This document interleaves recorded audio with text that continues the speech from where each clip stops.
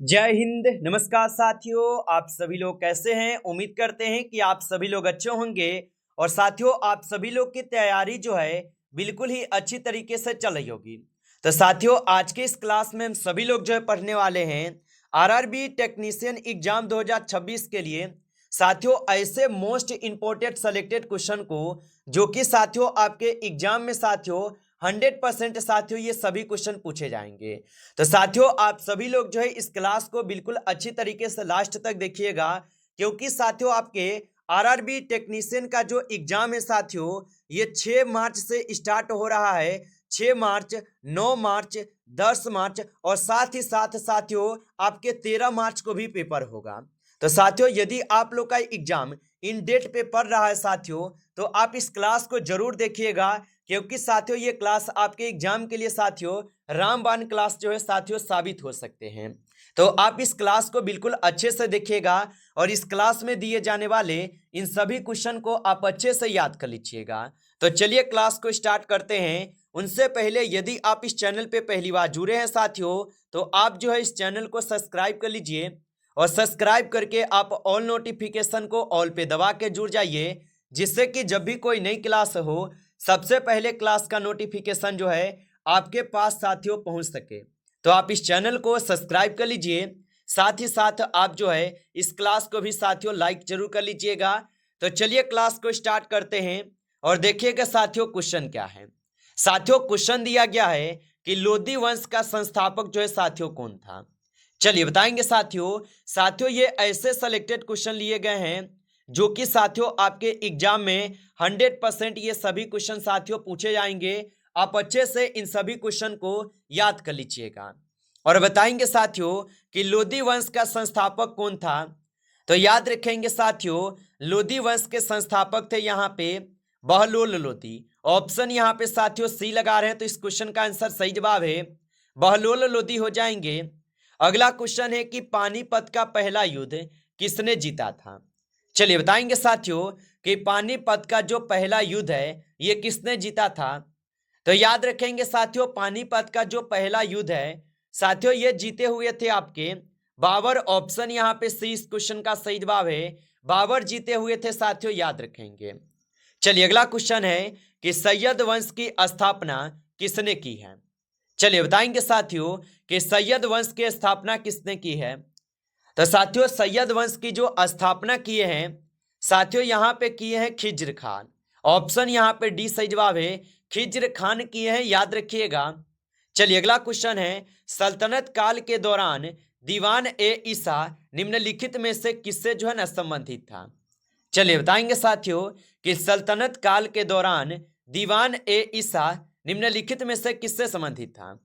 तो याद रखिएगा साथियों, ये संबंधित हो जाएंगे साथियों आपके पत्राचार विभाग से। ऑप्शन यहाँ पे डी सही जवाब है, पत्राचार विभाग से होगा। अगला क्वेश्चन है, दिल्ली सल्तनत के किस लोधी शासक ने आगरा शहर की स्थापना की। चलिए बताइएगा साथियों, ये सभी क्वेश्चन जो है साथियों काफी इंपॉर्टेंट और वीवीआई सेलेक्टेड क्वेश्चन है, जो कि आपके एग्जाम में साथियों 100% ये सभी क्वेश्चन साथियों पूछे जाएंगे। बताइए साथियों, दिल्ली सल्तनत के किस लोधी शासक ने आगरा शहर की स्थापना की। तो याद रखिएगा साथियों, यहाँ पे किए थे आपके सिकंदर लोधी। ऑप्शन यहाँ पे बी कीजिएगा, सही जवाब सिकंदर लोधी हो जाएंगे। अगला क्वेश्चन है, निम्नलिखित में से कौन मैक्रोन्यूट्रिएंट नहीं है। चलिए बताइए साथियों कि निम्नलिखित में से कौन मैक्रो न्यूट्रिएंट नहीं है। तो याद रखिएगा साथियों, यहाँ पे विटामिन नहीं है। ऑप्शन सी सही जवाब है। अगला क्वेश्चन है साथियों कि पृथ्वी पर सभी जीवित प्राणियों के लिए जो है ऊर्जा का प्राथमिक स्रोत क्या है। चलिए बताएंगे साथियों कि पृथ्वी पर सभी जीवित प्राणियों के लिए ऊर्जा का प्राथमिक स्रोत क्या है। तो याद रखिएगा साथियों, कार्बोहाइड्रेट हो जाएंगे। ऑप्शन सी सही जवाब है, कार्बोहाइड्रेट हो जाएंगे। अगला क्वेश्चन है साथियों कि निम्नलिखित में से कौन कार्बोहाइड्रेट का सामान्य स्रोत नहीं है। चलिए बताएंगे साथियों कि निम्नलिखित में से कौन कार्बोहाइड्रेट का सामान्य स्रोत नहीं है। तो याद रखिएगा साथियों, अंडे नहीं है। ऑप्शन यहाँ पे बी सही जवाब है, अंडे नहीं है। अगला क्वेश्चन है, मानव शरीर में सेल्यूलोज का मुख्य कार्य क्या है। चलिए बताएंगे साथियों कि मानव शरीर में सेल्यूलोज का मुख्य कार्य क्या है। तो याद रखेंगे साथियों, इनका मुख्य कार्य हो जाएंगे मल त्याग को सुगम बनाना। ऑप्शन यहाँ पे 20 क्वेश्चन का सही जवाब है मल त्याग को सुगम बनाना। अगला क्वेश्चन है कि 1 ग्राम वसा कितनी कैलोरी ऊर्जा जो है ये प्रदान करती है। चलिए बताएंगे साथियों कि 1 ग्राम वसा कितनी कैलोरी ऊर्जा प्रदान करती है। तो याद रखिएगा साथियों, ये करते हैं 9 कैलोरी। ऑप्शन यहाँ पे सी इस क्वेश्चन का सही जवाब है। अगला क्वेश्चन है निम्नलिखित में से कौन सा शरीर में वसा का कार्य नहीं है। चलिए बताएंगे साथियों, निम्नलिखित में से कौन सा शरीर में वसा का कार्य नहीं है। तो याद रखिएगा साथियों, यहाँ पे आंतों के बैक्टीरिया के विकास को बढ़ावा देना, ये साथियों क्या है, तो शरीर में वसा का कार्य नहीं है। ऑप्शन डी कीजिएगा सही जवाब, याद रखेंगे। चलिए अगला क्वेश्चन देखेंगे साथियों कि शरीर को किस प्रकार के पोषक तत्व की अवधि मात्रा की आवश्यकता होती है। चलिए बताएंगे साथियों कि शरीर को किस पोषक प्रकार के तत्व की अधिक मात्रा आवश्यकता होती है। तो याद रखेंगे साथियों, यहाँ पे इस क्वेश्चन का सही जवाब जो है मैक्रोन्यूट्रिएंट हो जाएंगे। ऑप्शन ए यहाँ पे सही जवाब है। अगला क्वेश्चन देखेंगे कि शरीर में अतिरिक्त ग्लूकोज जो है कहाँ संग्रहित होता है। चलिए बताएंगे साथियों कि शरीर में अतिरिक्त ग्लूकोज कहाँ संग्रहित होता है। तो याद रखिएगा साथियों, यहाँ पे यकृत हो जाएंगे। ऑप्शन सी सही जवाब है। अगला क्वेश्चन है निम्नलिखित में से कौन सा सूक्ष्म पोषक तत्व है। चलिए बताएंगे साथियों, निम्नलिखित में से कौन सा सूक्ष्म पोषक तत्व हो जाएंगे।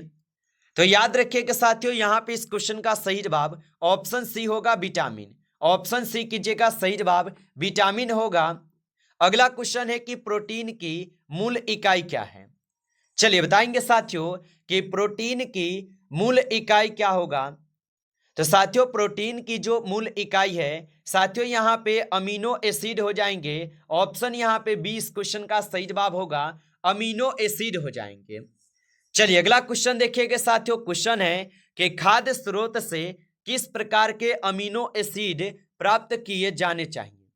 चलिए बताइए साथियों, और लाइक नहीं किए साथियों इस क्लास को, तो आप इस क्लास को एक बार ज्यादा से ज्यादा आप साथियों लाइक कर लीजिए। नए जुड़े हैं चैनल पे तो आप जो है इस चैनल को सब्सक्राइब करके ऑल नोटिफिकेशन को ऑल पे दबा के जुड़ जाइए, जिससे कि जब भी कोई नई क्लास हो सबसे पहले क्लास का नोटिफिकेशन जो है आपके पास साथियों पहुंच सके। तो आप इस चैनल को सब्सक्राइब जरूर कर लीजिएगा और बताइएगा साथियों कि खाद्य स्रोत से किस प्रकार के अमीनो एसिड प्राप्त किए जाने चाहिए।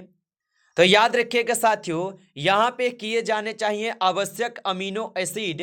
ऑप्शन ए यहाँ पे सही जवाब है। अगला क्वेश्चन है कि निम्नलिखित में से कौन प्रोटीन का स्रोत नहीं है। चलिए बताएंगे साथियों कि निम्नलिखित में से कौन प्रोटीन का स्रोत नहीं है।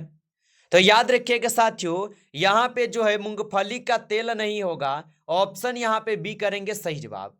चलिए अगला क्वेश्चन है, शरीर में एंजाइमों का मुख्य कार्य क्या है। चलिए बताएंगे साथियों कि शरीर में एंजाइमों का मुख्य कार्य क्या है। तो याद रखिएगा साथियों, शरीर में जो है एंजाइमों का मुख्य कार्य जो है पाचन होगा। ऑप्शन सी करेंगे सही जवाब, पाचन हो जाएंगे साथियों। अगला क्वेश्चन है कि निम्नलिखित में से कौन सा कार्य प्रोटीन का नहीं है। चलिए बताएंगे साथियों कि निम्नलिखित में से कौन सा कार्य प्रोटीन का नहीं है। तो याद रखिएगा साथियों, यहाँ पे इस क्वेश्चन का सही जवाब ऑप्शन सी हो जाएगा, ऊर्जा भंडारण, जो कि प्रोटीन का कार्य नहीं है। चलिए अगला क्वेश्चन है कि चेचक के टीके का आविष्कार किसने किया था। चलिए बताएंगे साथियों कि चेचक के टीके का आविष्कार किसने किया था। तो याद रखेंगे साथियों, चेचक के टीके का आविष्कार जो है यहाँ पे साथियों किसने किया था। तो याद रखिएगा एडवर्ड जेनर ने किया था। ऑप्शन यहाँ पे 20 क्वेश्चन का सही जवाब है। चलिए अगला क्वेश्चन है कि पानी की अस्थायी कठोरता को कम करने के लिए उसमें कौन सा घटक साथियों मिलाया जाता है। तो साथियों पानी की अस्थायी कठोरता को कम करने के लिए उसमें साथियों कौन सा घटक मिलाया जाता है। तो याद रखेंगे साथियों, कैल्शियम हाई कार्बोक्साइड मिलाई जाती है। ऑप्शन सी यहाँ पे सही जवाब होगा। अगला क्वेश्चन है कि कौन सा मिश्र धातु तांबे और टीन से बना है। चलिए बताएंगे साथियों कि कौन सा मिश्र धातु है जो कि तांबे और टीन से बना है। तो याद रखिएगा साथियों, यहाँ पे कांस्य है। ऑप्शन ए यहाँ पे सही जवाब होगा साथियों, कांस्य होगा। अगला क्वेश्चन है कि मूत्र त्याग करने से पहले वह मानव शरीर के उत्सर्जन तंत्र के किस भाग में साथियों संग्रहित होता है। तो मूत्र त्याग करने से पहले वह मानव शरीर के उत्सर्जन तंत्र के किस भाग में संग्रहित होता है। तो याद रखिएगा साथियों, ये मूत्राशय में होते हैं। ऑप्शन यहाँ पे डी सही जवाब है, मूत्राशय में होगा।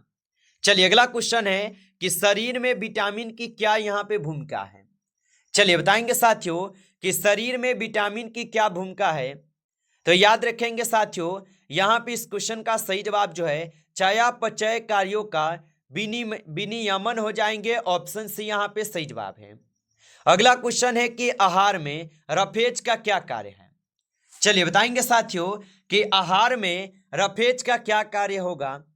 तो याद रखिएगा साथियों, आहार में जो है रफेज का कार्य होता है मल त्याग में मदद करता है। ऑप्शन यहाँ पे सी सही जवाब है। अगला क्वेश्चन है पानीपत की पहली लड़ाई निम्नलिखित में से किस तारीख को लड़ी गई थी। चलिए बताएंगे साथियों कि पानीपत की पहली लड़ाई निम्नलिखित में से किस तारीख को लड़ी गई थी। तो याद रखेंगे साथियों, यह लड़ाई लड़ी जाती है 21 अप्रैल 1526 को। ऑप्शन ए यहाँ पे सही जवाब है, 21 अप्रैल 1526 को हुआ। अगला क्वेश्चन है निम्नलिखित में से कौन भारत को एक धर्मनिरपेक्ष राज्य के रूप में वर्णित करता है। चलिए बताएंगे साथियों कि निम्नलिखित में से कौन भारत को एक धर्मनिरपेक्ष राज्य के रूप में वर्णित करता है। तो साथियों याद रखिएगा संविधान की प्रस्तावना होगा। ऑप्शन डी कीजिएगा सही जवाब, संविधान की प्रस्तावना है। अगला क्वेश्चन है भारतीय संविधान में न्यायपालिका की जो स्वतंत्रता है ये कहां से ली गई है। चलिए बताएंगे साथियों कि भारतीय संविधान में न्यायपालिका की स्वतंत्रता जो है कहां से ली गई है। तो याद रखिएगा साथियों, यहाँ पे इस क्वेश्चन का सही जवाब जो है ऑप्शन ए होगा, प्रोटीन से। ऑप्शन ए सही जवाब है। चलिए अगला क्वेश्चन है कि सरकार के संसदीय स्वरूप में राज्य की वास्तविक यहाँ पे शक्तियां डैश में निहित होती हैं। तो सरकार के संसदीय स्वरूप में राज्य के वास्तविक शक्तियां डैश में निहित होती है। तो साथियों ये प्रधानमंत्री की अध्यक्षता में मंत्रिपरिषद। ऑप्शन यहाँ पे सी सही जवाब है। अगला क्वेश्चन है निम्नलिखित में से किस संशोधन अधिनियम ने भारतीय संविधान की प्रस्तावना में संशोधन किया है। चलिए बताएंगे साथियों कि निम्नलिखित में से किस संविधान संशोधन अधिनियम ने भारतीय संविधान की प्रस्तावना में संशोधन किया। तो याद रखिएगा साथियों, यहाँ पे इस क्वेश्चन का सही जवाब ऑप्शन बी होगा, 42वां संविधान संशोधन अधिनियम। ऑप्शन बी सही जवाब है। अगला क्वेश्चन है निम्नलिखित में से किस मामले में सुप्रीम कोर्ट ने माना कि प्रस्तावना संविधान का हिस्सा नहीं है। चलिए बताएंगे साथियों कि निम्नलिखित में से किस मामले में सुप्रीम कोर्ट ने माना कि प्रस्तावना जो ये संविधान का हिस्सा नहीं है। तो साथियों ये माने थे बेरूबारी यूनियन केस 1960 में। ऑप्शन ए यहाँ पे सही जवाब है। अगला क्वेश्चन है भारतीय संविधान का निम्नलिखित में से कौन सा अनुच्छेद भारत की संसद के संविधान से संबंधित है। तो भारतीय संविधान का निम्नलिखित में से कौन सा अनुच्छेद भारत की संसद के संविधान से संबंधित है। तो याद रखिएगा साथियों, यहाँ पे हो जाएंगे अनुच्छेद 79। ऑप्शन सी सही जवाब है। अगला क्वेश्चन है कि निम्नलिखित में से कौन सा अनुच्छेद राज्यों के लिए परिषद की संरचना और उसके सदस्यों के चुनाव के तरीके से संबंधित है। तो याद रखिएगा साथियों, यहाँ पे अनुच्छेद 80 है। ऑप्शन डी कीजिएगा सही जवाब। अगला क्वेश्चन है राज्यसभा में राज्य के प्रतिनिधित्व का चुनाव निम्नलिखित में से किसके द्वारा जो है किया जाता है। तो राज्यसभा में राज्य के प्रतिनिधियों का चुनाव निम्नलिखित में से किसके द्वारा किया जाता है। तो साथियों राज्य विधानसभा के निर्वाचित सदस्य द्वारा। ऑप्शन यहाँ पे बी सही जवाब है, याद रखेंगे। नमस्कार साथियों, इस क्लास में टॉप 35 क्वेश्चन थे जो कि काफी इंपॉर्टेंट क्वेश्चन थे ये सभी क्वेश्चन। साथियों यदि आपको क्लास अच्छा लगा हो तो आप इस क्लास को लाइक कर लीजिए। नए जुड़े हैं चैनल पे तो आप इस चैनल को सब्सक्राइब करके ऑल नोटिफिकेशन को ऑल पे दबा के जुड़ जाइए, जिससे कि जब भी कोई नई क्लास हो सबसे पहले क्लास का नोटिफिकेशन आपके पास जो है पहुंच सके। तो आप इस चैनल को सब्सक्राइब कर लीजिए। चलिए फिर मिलते हैं आपसे नेक्स्ट टॉपिक के साथ नेक्स्ट क्लास में। तब तक के लिए जय हिंद, जय भारत।